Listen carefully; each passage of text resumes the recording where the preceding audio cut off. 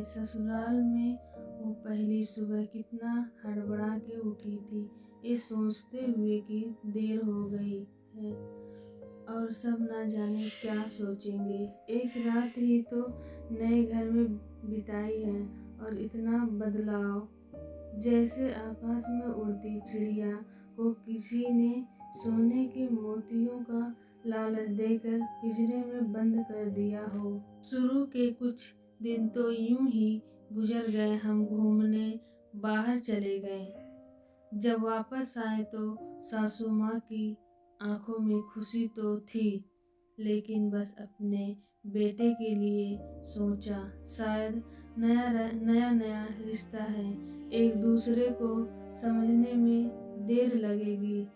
लेकिन समय ने जल्दी ही यह एहसास करा दिया कि मैं यहाँ सिर्फ बहू हूँ, जैसे चाहूँ वैसे नहीं रह सकती। कुछ मर्यादा है जिनका मुझे पालन करना होगा। धीरे धीरे बात करना, धीरे धीरे हंसना, सबके खाने के बाद खाना, ये सब आदतें जैसे अपने आप ही आ गई। घर में माँ से कभी कभी ही बात होती थी। धीरे धीरे पीहर की याद सताने लगी। ससुराल में पूछा तो कहा गया अभी नहीं, कुछ दिन के बाद। जिस पति ने मुझे कुछ दिन पहले ही मेरे माता पिता से ये कहा था कि पास ही तो है, कभी भी आ जाएगी, उनके भी सुर बदले हुए थे।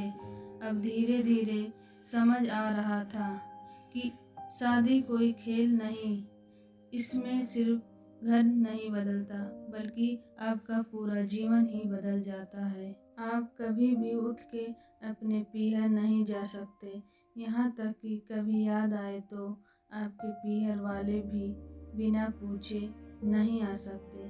पीहर का वो अल्हड़पन, वो बेबाक हंसना, वो झूठे मुंह कुछ भी छू लेना, जब मन चाहे तब उठना, सोना, नहाना, सब बस अब यादें बन गई। अब मुझे समझ आने लगा था कि यूं विदाई के समय सब मुझे गले लगाकर रो रहे थे। असल में मुझसे दूर होने का एहसास तो उन्हें हो ही रहा था, लेकिन एक और बात थी जो उन्हें अंदर परेशान कर रही थी कि जिस सच से उन्होंने मुझे दूर रखा, अब वो मेरे सामने आ ही जाएगा। माँ को चिंता थी कि उनकी बेटी ने कभी पानी का एक गिलास तक नहीं उठाया, वह इतने बड़े परिवार की जिम्मेदारी कैसे उठाएगी। सब इस विदाई और मेरे पराये होने का मर्म जानते थे, सिवाय मेरे। इसलिए सब ऐसे रो रहे थे जैसे मैं डोली में नहीं, अर्थी में जा रही हूँ। आज मुझे समझ आया कि उनका रोना गलत नहीं था। हमारे समाज का नियम ही ये है, एक बार बेटी डोली में विदा हुई तो फिर वह बस मेहमान ही रह जाती है घर की। फिर चाहे कोई कितना क्यों ना कह ले कि ये घर आज भी उसका है, सच तो ये है कि अब वो कभी भी यूं ही अपने घर, जिसे मायका कहते हैं, नहीं आ सकती। हजारों समस्याओं और परेशानी आने पर भी उसे हंसते हुए, गम छुपाते हुए हल करना, क्या यह तपस्या से कम नहीं है।